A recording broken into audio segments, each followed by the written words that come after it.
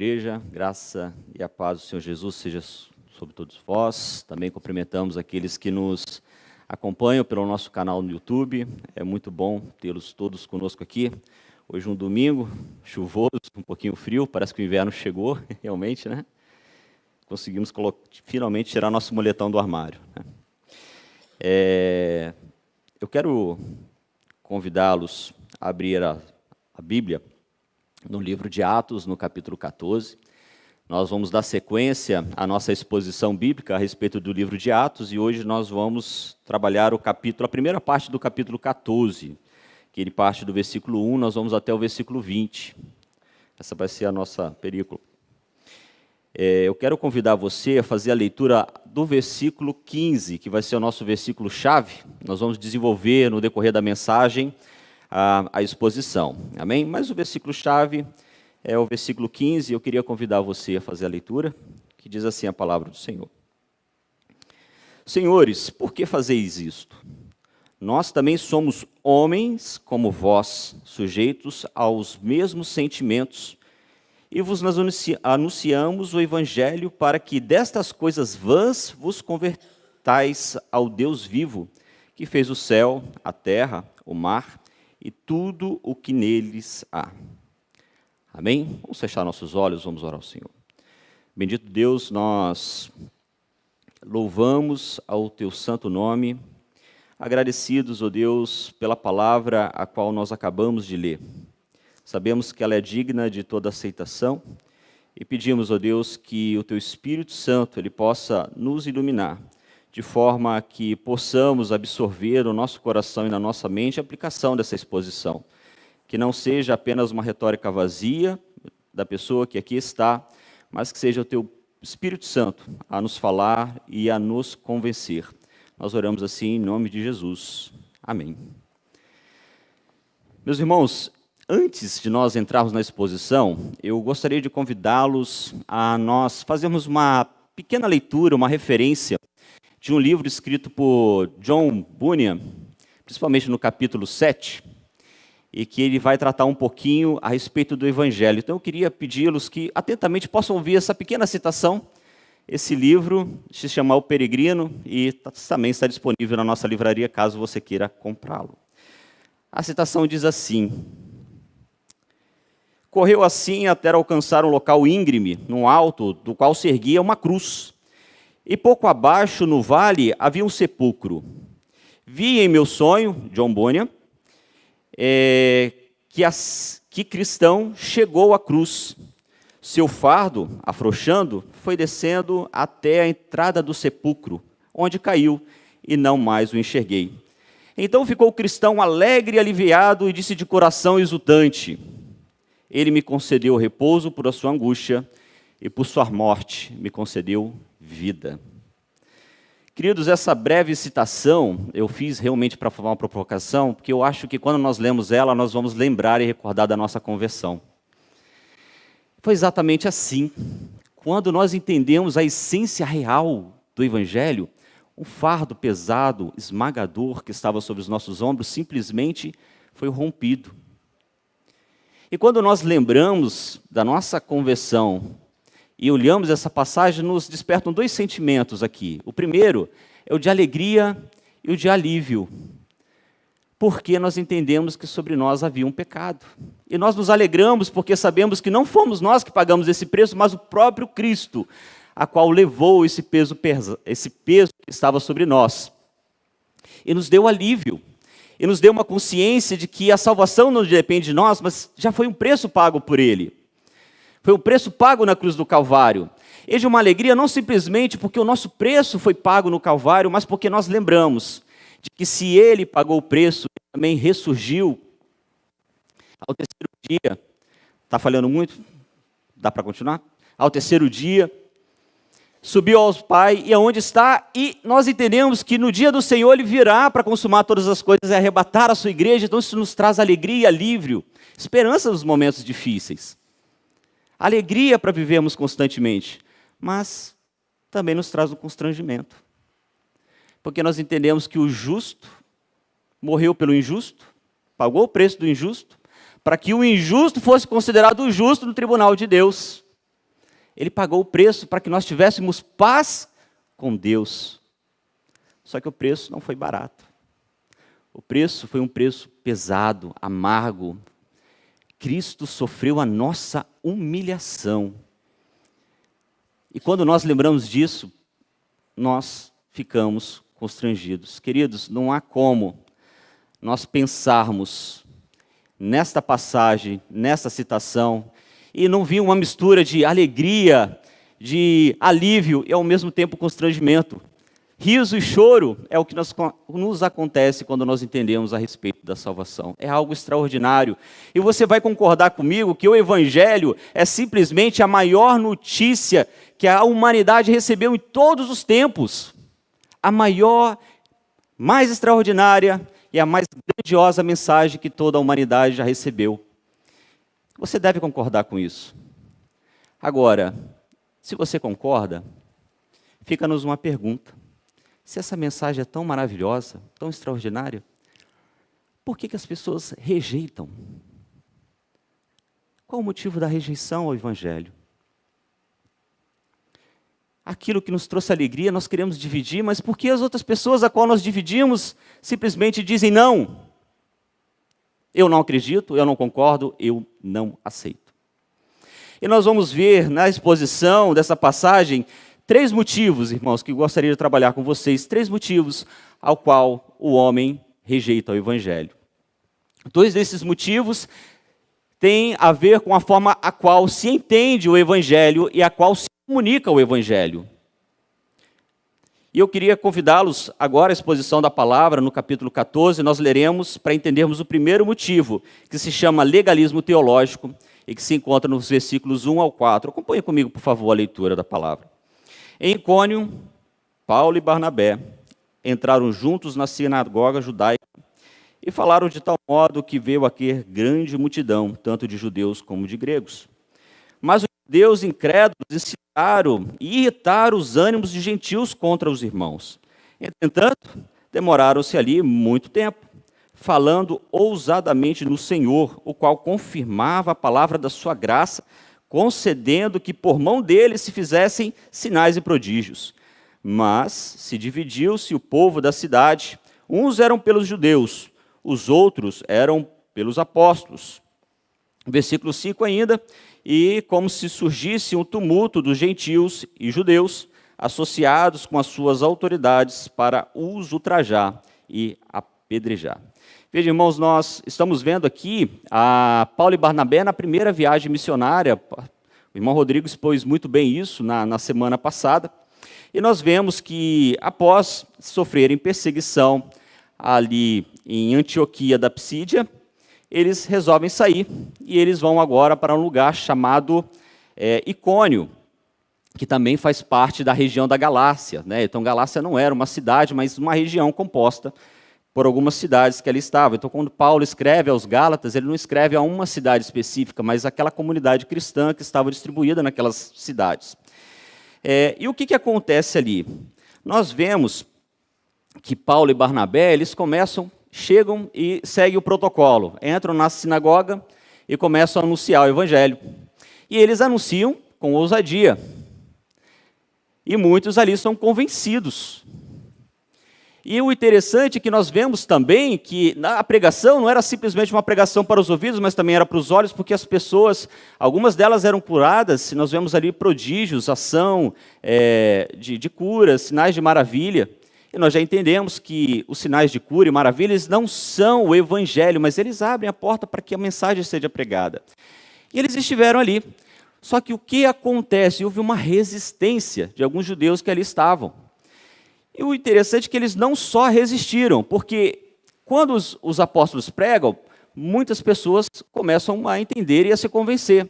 Só que chegam os judeus e começam a pregar diferente, começam a falar de outra forma. Ou seja, os judeus estavam falando a respeito da graça que há em Cristo. E os judeus vinham falando, não, existe a lei. Então, existia a graça, existia a lei. E ali houve um conflito de debates.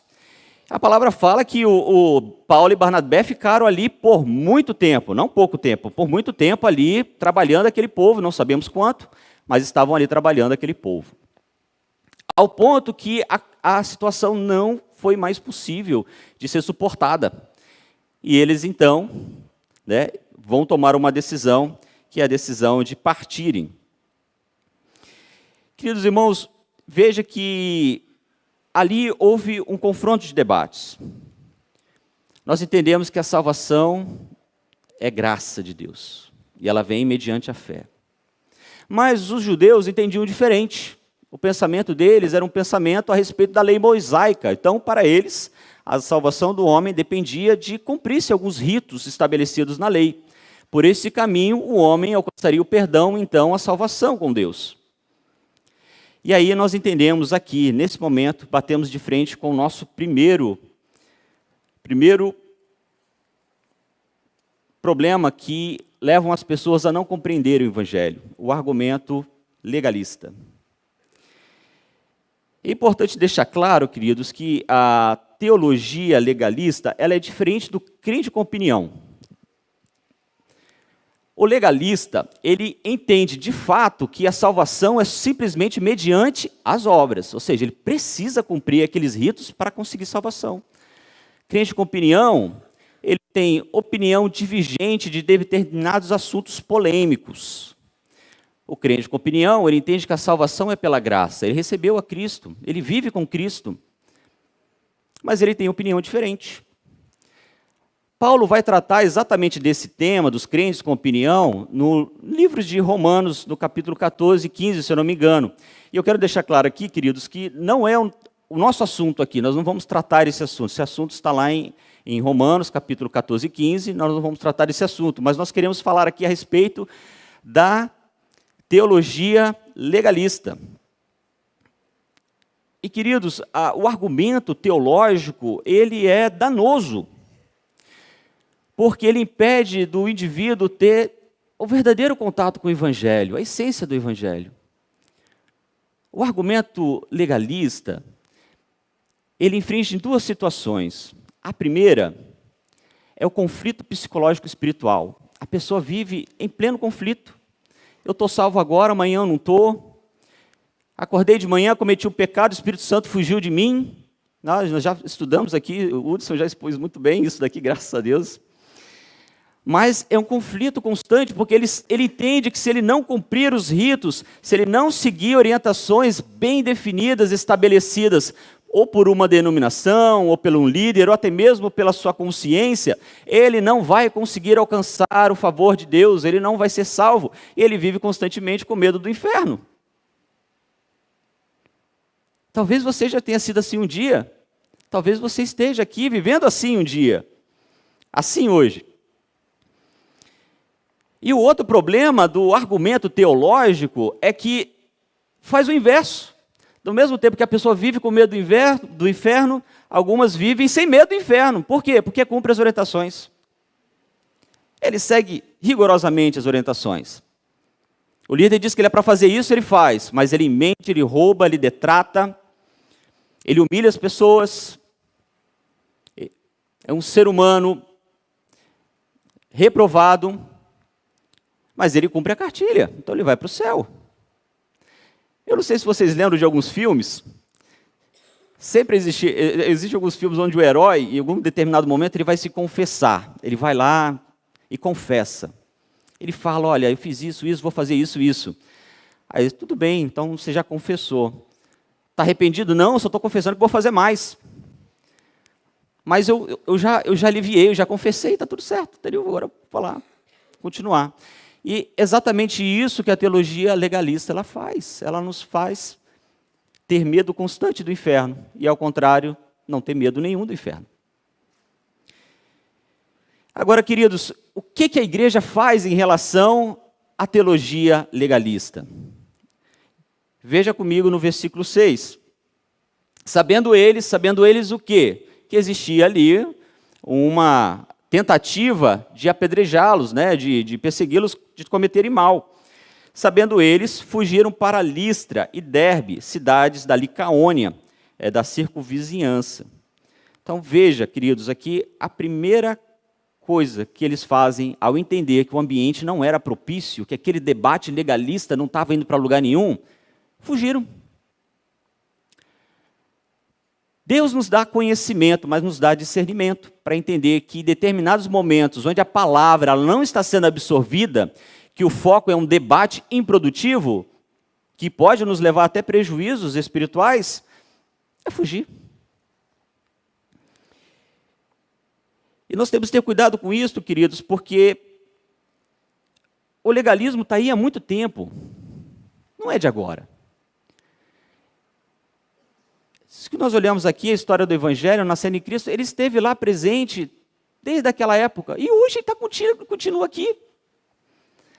Nós pregamos o Evangelho da graça, mas tem hoje gente insistindo, é obra.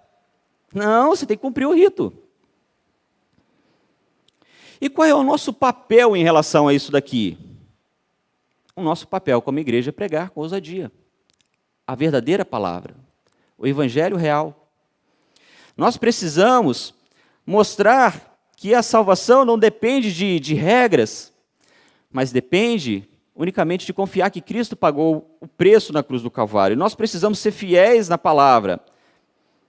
Mas agora, quando nós olhamos que o solo é de rocha, solo duro, que a coisa não vai, nós precisamos seguir.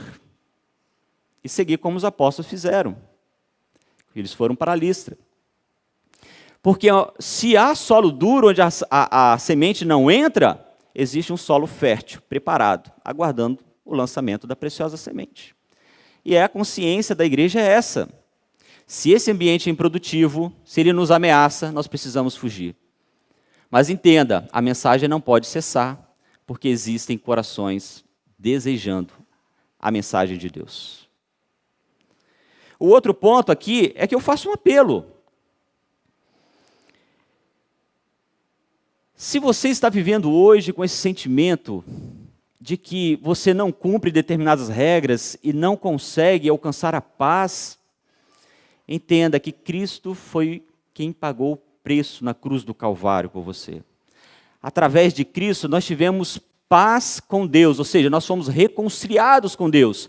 Mas através da reconciliação com Deus nós temos paz de Deus. Qual é a paz de Deus? É a esperança, é a segurança de que as coisas não dependem de nós, mas dependem dEle. Ele é soberano, Ele governa todas as coisas, Ele dirige todas as coisas, então a minha vida está segura nele e não em mim, porque se depender de mim, eu estou perdido, todos nós estamos perdidos, aí sim o inferno estará à nossa espera, mas não depende de nós, depende dEle. Então nós temos a paz de Deus que nos governa, através da paz com Deus que nos foi concedida através de Cristo. Cristo trouxe a ti a paz com Deus. Você precisa viver agora os benefícios da paz de Deus. Amém? Seguimos então, irmãos, eu quero citar e entrar agora no segundo ponto, que trata a respeito da forma como as pessoas entendem e comunicam o Evangelho. E nós vamos achar isso no verso 8 e 13 do capítulo 14, e tem como referência o sincretismo religioso. Vamos olhar aqui a mensagem, por favor? Versículo 8 e 13. Em Listra, costumava estar assentado certo homem aleijado, paralítico, desde o seu nascimento, o qual jamais pudera andar. Esse homem ouviu falar Paulo, que, fixando nele os olhos e vendo que possuía fé para ser curado, disse em alta voz: apruma-te direito sobre os pés. Ele soltou e andava. Quando as multidões viram o que Paulo fizera, gritaram com línguas licaônicas, dizendo: os deuses em forma de homens baixaram até nós. Barnabé chamava-o de Júpiter e a Paulo Mercúrio, porque era este o principal portador da palavra.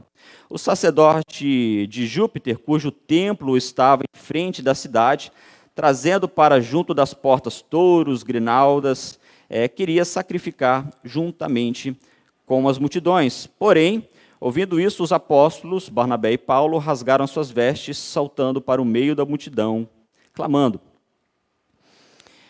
Queridos, agora nós vemos que os discípulos eles vão para uma outra cidade chamada Listra. E Listra nós vemos ali, mais uma vez, um grande milagre. Mais um paralítico que desde a sua infância vivia com essa deficiência, essa condição. E ao chegar os apóstolos ali e anunciando o evangelho, eles veem aquele coxo e vendo nele fé para ser curado. Então, ele recebe uma cura e aquele coxo começa a andar. Aqui nós vemos algo diferente acontecendo. Os apóstolos saíram um pouquinho do padrão, porque eles não entram aqui na sinagoga, não faz referência da sinagoga, e também não vemos aqui o público judeu. O público ali era gentil.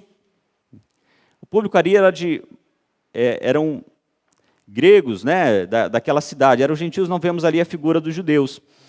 E Listra ela era uma cidade que ficava a cerca de 30 quilômetros, né, de Icônio, e a população ali era uma população mais rude. Eles eram supersticiosos, né? Eles eram mais rudes e mais supersticiosos. E a região ali tinha uma religião muito predominante, que era a religião grego-romana. E essa religião, a grego-romana, vocês vão lembrar, ela é baseada principalmente nas obras de Homero. Homero ele era um poeta, muito famoso, ele viveu cerca de 800 anos antes de Cristo, e ele escreveu algumas obras, as principais dela se chama Ilíada e, se eu não me engano, a Odisseia. E através dessas obras, eles estabeleceram o que nós chamamos de mitologia grega, é o que nós chamamos de cultura e religião grega-romana. E Homero falava de deuses, e principalmente a figura ali que nós sempre vamos lembrar, e isso inclusive no próprio cinema, né, essa figura de Zeus e outros deuses. E Homero, nos seus escritos, ele dizia que os deuses, eles desciam no meio da humanidade e conviviam com a humanidade e desfrutavam dos mesmos prazeres e emoções que os homens. Listra tinha uma lenda onde Zeus e Hermes, que era o deus maior, Zeus e Hermes, o deus mensageiro, eles desceram certa vez sobre aquela cidade e foram andando em porta e pediam ali hospedagem. E a cidade, a grande maioria delas, não os hospedou. Um casal, porém, Filemão e Baucis, sua esposa, receberam aqueles deuses, acolheram.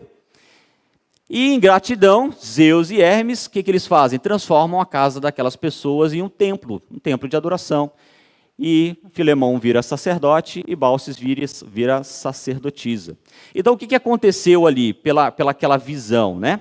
Os deuses desceram, quem os recebeu foi agraciado. E quem os recusou foram destruídos. Era isso que aquela população acreditava. Então, quando Paulo e Barnabé, eles chegam, executam, né, existe aquele sinal de maravilha, aquele coxo é curado, o que aquele povo ele identifica? Ora, é impossível um homem fazer isso daqui, isso aqui é sinal de Deus. Só os deuses podem fazer isso. O que eles lembram? Zeus e Hermes estão aqui, Júpiter e Mercúrio, eles estão aqui. O que aconteceu na passada? Quem não recebeu foi destruído. E quem os recebeu? Vai ser agraciado. Então, o que o povo faz naquele momento? Eles começam a tentar levar a adoração a Paulo e Barnabé. Porque eles entendiam que as duas figuras eram os deuses em forma de homem, que desceram para os abençoar ou testá-los. E eles vão, então, exercer ali o sacrifício. E aqui, queridos, nós temos o segundo grande problema relacionado ao entendimento e à comunicação do Evangelho, que é o sincretismo religioso. O que é o sincretismo religioso? Secretismo religioso nada mais é do que uma mistura de muitas crenças. Crenças que até mesmo em algum momento elas entram em confronto com si, elas não se batem, elas não se conversam, mas o pessoal dá um jeito de colocar aquilo tudo no liquidificador, bate e entrega como produto final, o seu secretismo. Vale tudo ali dentro. E aí, para dentro disso, entra a questão religiosa, a questão cultural, as questões individuais, as experiências individuais, e nós vemos isso um grande prejuízo. E foi exatamente isso que aquele povo fez. Eles reuniram as suas crenças, as suas experiências e a sua religião e transformaram aquilo numa certeza. Esses dois são os nossos deuses, nós vamos prestá-los adoração. E, querido, nós vemos exatamente isso no Brasil, sabe? O Brasil, ele vive uma relação com o sincretismo religiosa muito complicada. Isso muito culturalmente nosso, nós temos muitas culturas misturadas no nosso país, e acaba que isso tudo acaba sendo misturado para prestar culto ao Senhor. E aí nós vemos igrejas muitas vezes cheias, com muitas pessoas, igrejas lotadas. Mas, quando nós olhamos para dentro dessas igrejas, elas não falam da verdade do Evangelho. Ou o Evangelho, ele é simplesmente manipulado, ou ele é rejeitado, ou ele é adaptado para ficar melhor. E aí, qual é a consequência disso? Nós vemos pessoas se libertando de vícios, nós vemos pessoas libertando, às vezes, de adoração a idólatras, mas nós vemos pessoas amarrando para dentro de si ídolos. Muitas vezes são as referências, são as lideranças da igreja. E eles acreditam fielmente que uma água abençoada, um lenço com o suor do pregador, vai trazer bênçãos para a sua vida, vão ter efeitos terapêuticos, espirituais, benéficos para a sua vida. Só que isso, queridos, não é o Evangelho. Não é o Evangelho. Quando nós misturamos isso, nós fazemos essa bagunça toda, nós tiramos a verdadeira essência do Evangelho dos ouvidos daqueles que estão aguardando a palavra de salvação. O sincretismo religioso é um problema na rejeição ao Evangelho. Algumas pessoas observam esse tipo de movimento, esse tipo de igreja e dizem, não é isso que eu quero para a minha vida. E perde ou evita de ter um acesso verdadeiro às santas e verdadeiras Escrituras. E qual é o papel da igreja em relação ao sincretismo religioso, a esse ambiente tão complexo que aí está? Nós vemos isso no versículo 15 e 18. Senhores, por que fazeis isto? Nós também somos homens como vós, sujeitos aos mesmos sentimentos, e vos anunciamos o Evangelho para que destas coisas vãs vos convertais ao Deus vivo, que fez o céu, a terra, o mar e tudo o que há neles, o qual nas gerações passadas permitiu que todos os povos andassem em seus próprios caminhos, contudo, não se deixou ficar sem testemunho de si mesmo, fazendo bem, dando-vos do céu chuvas e estações frutíferas, enchendo o vosso coração de fartura e de alegria. Dizendo isso ainda, foi com muita dificuldade que pediram às multidões que lhe oferecessem sacrifícios. Primeiro, queridos, qual é o papel da igreja aqui? O primeiro e fundamental é reconhecer que nós somos barros. Nós somos barros. A mensagem não trata do pregador, a mensagem trata do Deus vivo, o Deus criador e o Deus abençoador, o Deus regenerador. Nós não podemos incorrer no risco de fazer com que a igreja só funcione se haver uma figura de uma pessoa a qual é o pilar dessa comunidade. Nós não podemos entrar nesse erro. Nós não podemos entrar no erro da adoração ao indivíduo. A nossa adoração é única e exclusiva de Deus, e Deus é ciumento com seus atributos incomunicáveis. É somente dele. Deus não divide a sua glória, a glória é dele, simplesmente dele e para ele. Então nós, como barros, nós não podemos desejar esses atributos que são de Deus. A igreja não é nossa, a igreja é de Deus. O outro ponto é que precisamos pregar o verdadeiro arrependimento. Nós, como igreja, que entendemos a essência real da mensagem, nós não podemos nos ficar calados. Nós não podemos nos deixar de anunciar a palavra. Nós não podemos deixar de anunciar o arrependimento em Cristo Jesus. Nós precisamos mostrar às pessoas que o Evangelho não é uma mistura cultural. O Evangelho é poder de salvação para todo aquele que nele crê. O outro ponto é que precisamos rejeitar qualquer ação que coloque o homem acima, ou no mesmo patamar de Deus, nós falamos aqui, e aí nós fazemos lembrança, porque isso parece algo que é muito longe, né? Ou seja, colocar o homem acima de Deus, não, ninguém faz isso. Mas é muito sutil, sabe, irmãos? E eu gosto de sempre fazer uma lembrança aqui a Davi e Golias. Vocês vão lembrar que quando Davi vai enfrentar Golias, Davi ele entende, eu vou enfrentar esse circunciso aí, eu vou nele não com o meu poder, mas com o Deus dos exércitos, eu vou enfrentá-lo, eu vou derrubá-lo. Ele vai com fé, confiante. E o pessoal, não, Davi, está certo, é isso mesmo, Deus vai te usar, você vai, está tudo bem, você vai. Vamos fazer o seguinte, não dá para sair de cara limpa, né? Vamos colocar uma armadura aí. E aí o que eles fazem? Pega a armadura do melhor soldado, pega as armaduras de Saul e vamos colocar em Davi. Isso parece ser singelo, mas o que nós estamos querendo dizer? Deus vai dar essa vitória, mas se a gente não colocar alguma coisinha que é nossa, não funciona. E não pode ser assim. Isso é sutil. Mas no momento que nós colocamos a nossa interferência pessoal, as nossas próprias convicções naquilo que Deus já determinou, nós estamos incorrendo, talvez, em sincretismo aqui. Precisamos confiar unicamente que a palavra é suficiente para nós, que ela é verdadeira, ela é real, ela não precisa do tempero humano para funcionar. Ela é suficiente. Nós não podemos deixar de pregar o verdadeiro evangelho. Nós precisamos falar. Esse é nosso papel. Nosso papel não é conflito. Nosso papel não é entrar em debates infrutíferos.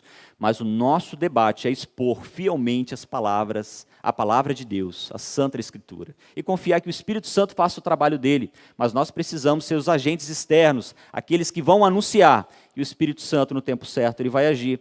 Até porque, irmãos, como Gálatas, no capítulo 1, versículo 8, e engraçado, a carta de Gálatas, escrevendo para aquela mesma população, diz que ainda que nós, ou os anjos do céu, anunciem outro evangelho, além daquele que tem sido anunciado, nós deveremos ser anátemas. Ou seja, aqueles que anunciam o evangelho que não é o verdadeiro evangelho, o evangelho que está aqui na santa palavra de Deus, nas Escrituras, se é considerado maldito.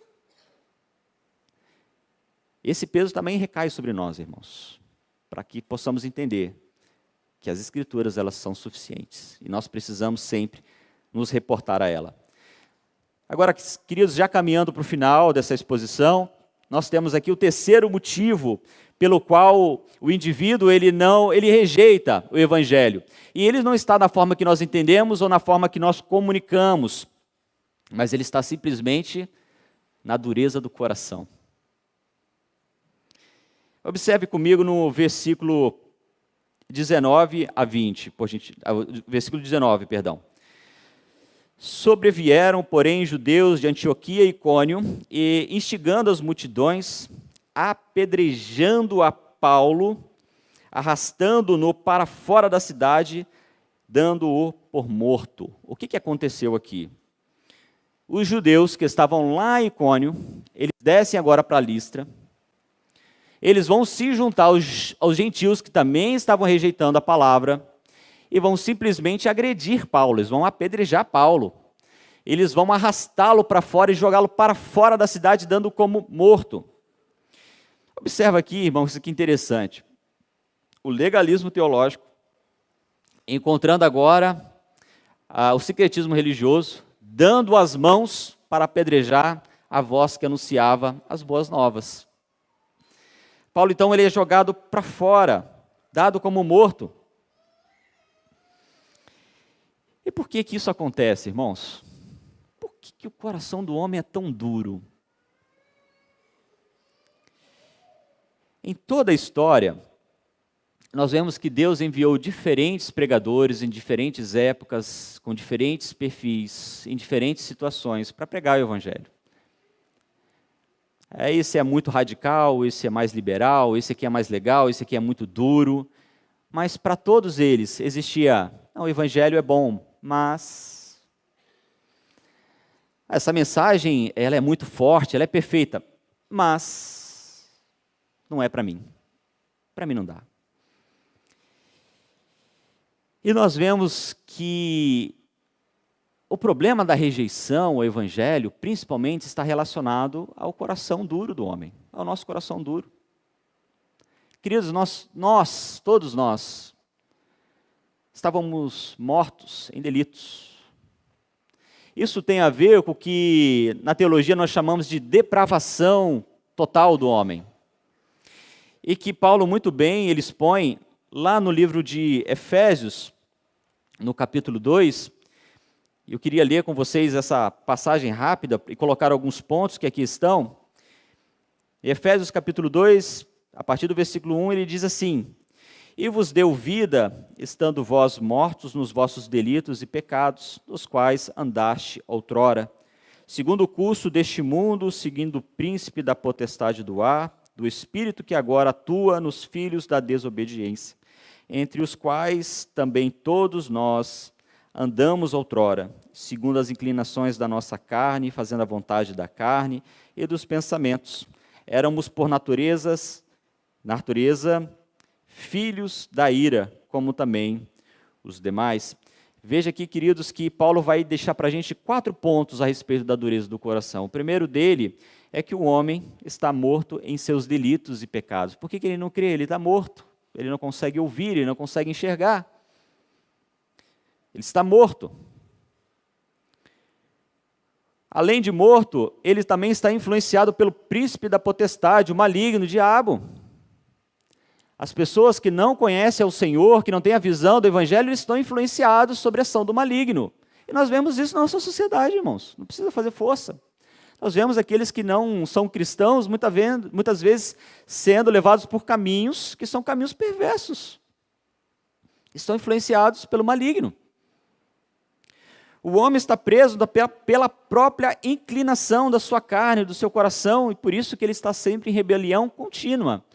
Nós estamos presos quando nós temos Deus como essência, como nosso governante. Nós estamos presos às nossas próprias inclinações. O que dá na nossa telha nós vamos fazer, a não ser que a lei moral dessa sociedade nos impeça. Eu tenho um livro muito interessante chamado Torturado por Amor a Cristo, onde ele mostra um pastor que na época do comunismo na Romênia foi levado preso pelo comunismo. E esse pastor, ele pregava todas as noites, e por pegar todas as noites, orar todas as noites, ele apanhava todas as noites. Mas existia ali um carcereiro que tinha um amor muito grande por ele, mas não um amor de bondade, um amor de maldade. Ele gostava de receber aquele pregador. E ele maltratava demais, batia demais. E uma vez ele chegou assim: por que você me maltrata tanto? Eu não te faço mal, eu não faço nada para que você possa me tratar dessa forma. E ele simplesmente deu a seguinte resposta: eu não creio em Deus. Eu não creio que exista um Deus. Se não existe um Deus, eu não tenho medo também da condenação. Então, eu posso fazer tudo aquilo que o meu coração deseja. O meu coração deseja muito te fazer mal. Te torturar me traz prazer. E é isso que acontece com o homem quando ele está sob a influência do seu coração, da sua própria natureza. E o outro ponto é que o homem está exposto à ira e à justiça de Deus. É por isso, meus irmãos, que o homem não consegue crer. E qual é a receita para isso aqui, então? Porque isso é trágico. Qual é a receita para isso? E nós vamos ver, e eu leio novamente Efésios 2, agora no versículo 4, onde nós vemos que para o mas do homem existe o mas de Deus. O mas divino, que diz assim: mas Deus, sendo rico em misericórdia, por causa do grande amor com que nos amou, e estando nós mortos nos nossos delitos, nos deu vida juntamente com Cristo, pela graça sois salvos. Queridos, é pela graça. É pela graça. Somente a voz poderosa do Evangelho, através de Jesus e do Espírito Santo, que tem capacidade de entrar no coração do homem, quebrar o coração duro do homem e fazê-lo enxergar e ouvir. É somente a ação do Espírito Santo que pode tirar o coração de pedra e colocar o coração de carne, como está em Ezequiel. É simplesmente Deus, através do Espírito Santo, que pode iluminar nossa mente espiritual e salvificamente para entendermos as divinas verdades do Espírito, as divinas verdades da salvação. Ninguém pode dizer Senhor Jesus a não ser se for pelo Espírito, e é o Espírito Santo que nos regenera, que nos transforma. Isso não depende de nós, é uma ação de Deus, unicamente de Deus, da soberania dele. E qual é o nosso papel em relação a isso? Nós vamos ver no versículo 20. Rodeando, porém, os discípulos, levantou-se e entrou na cidade. No dia seguinte partiu com Barnabé para Derbe. Queridos, Paulo aqui e Barnabé tinham todos os motivos para dizer: já chega, já chega.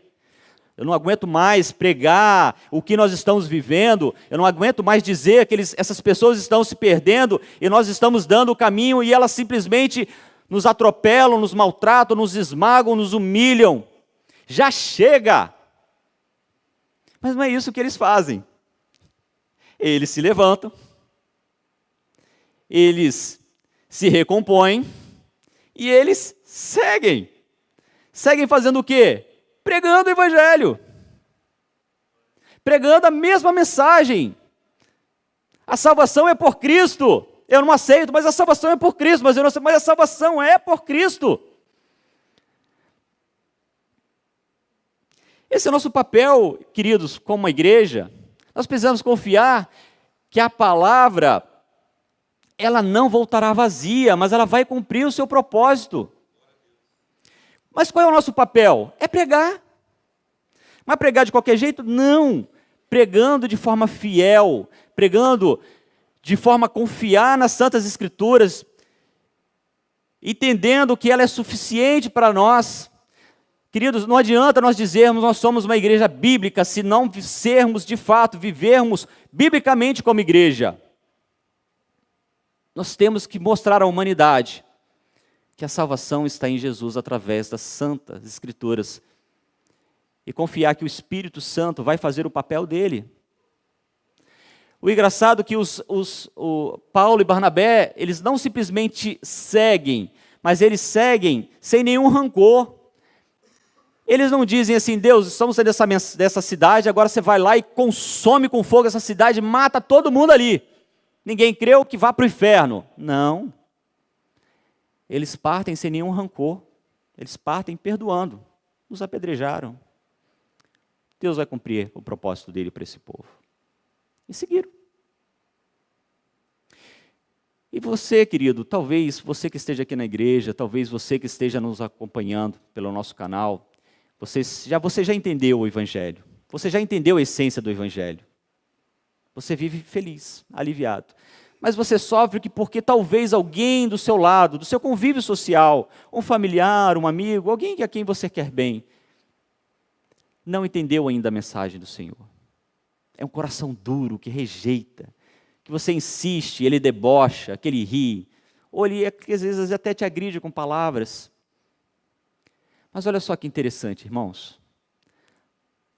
Aquele que estava sendo apedrejado ali em Listra, era o mesmo que consentiu com o apedrejamento de Estevão. Era o mesmo que perseguiu muitas vezes aqueles que anunciavam a mesma mensagem. Então qual é a nossa certeza que nós temos aqui? Que os perseguidores de hoje podem ser os evangelistas de amanhã. Confia no Senhor. Entrega a Ele toda a sua segurança. Continue anunciando o Evangelho através das santas palavras, mas também com as suas atitudes. E continue orando uma oração misericordiosa para aqueles que ainda não foram convertidos, eles possam no tempo certo e no momento oportuno serem alcançados por Cristo através do Espírito Santo. Isso aconteceu com você, aconteceu comigo. Isso pode acontecer por aqueles a qual você também está orando. Deus é fiel e Ele pode cumprir os seus propósitos. Amém? Queridos, que Deus possa assim nos abençoar na meditação dessa mensagem e que possa ser alimento espiritual para nós. Convido a estarmos de pé, nós vamos orar a Deus ainda, encerrando esse culto matutino.